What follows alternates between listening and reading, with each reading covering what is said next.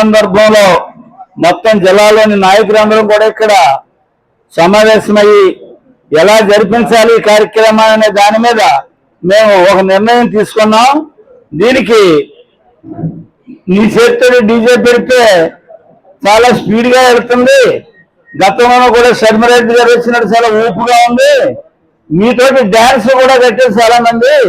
కాబట్టి ఇప్పుడు మళ్ళీ పెట్టండి అంటే మొన్న కూడా ఆవిడ వచ్చినప్పుడు పెట్టాం పాలకవర్మ. ఆ రోజు కూడా చాలా బాగుంది.